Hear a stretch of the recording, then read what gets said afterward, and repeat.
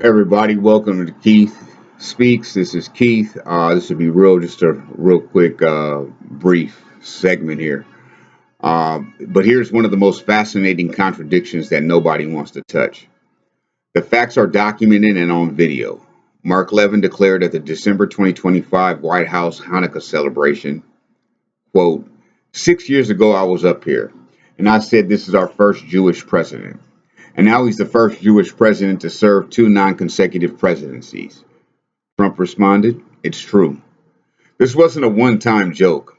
Back in December 2019, Levin said at a White House event, it's an honor to be here with the first Jewish president of the United States. And if he isn't, he should be. Trump himself has leaned into this framing. When Kushner told him Ivanka was converting, Trump replied, that's great. Most people think I'm Jewish anyway. Most of my friends are Jewish. I have all these awards from the synagogues. They love me in Israel. And here's what Harris observed about that December 2025 Hanukkah event. Trump didn't hide that he thoroughly understands the nature of his relations with Jews. My father told me, he said with horrifying lack of awareness, that the Jewish lobby is the most influential lobby. At the same event, Miriam Adelson was thanked for contributing $250 million to his campaign. When she suggested he run for an unconstitutional third term, she said, I'll give you another $250 million. And Trump replied, asking her to think about it. So why is this never politicized? It breaks everyone's narrative.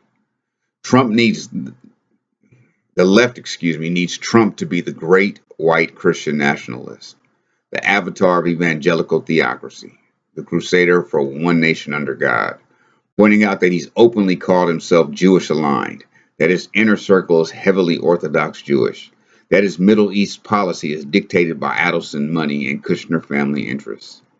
That complicates the simple white Christian fascism story.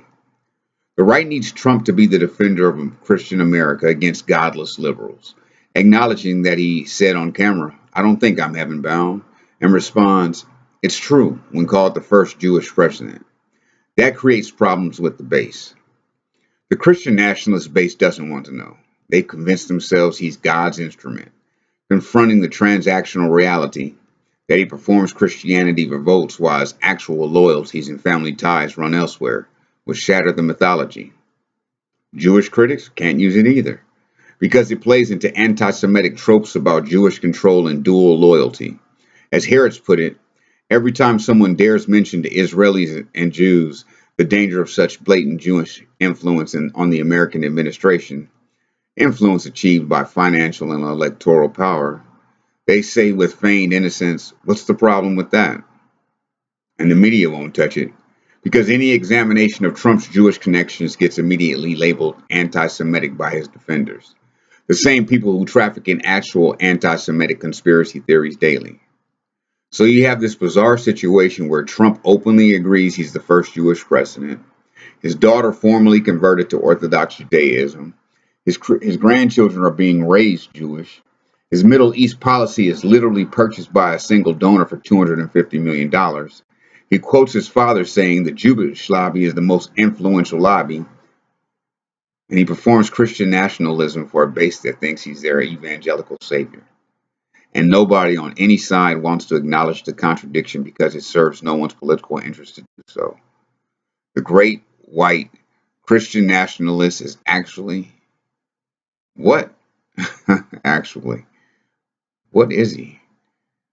A transactional actor who performs whatever identity gets him power and money in the moment. That's probably the truth, but it's not a useful truth for anyone trying to mobilize a base. He's just the great white Christian nationalist Jewish president and a racist.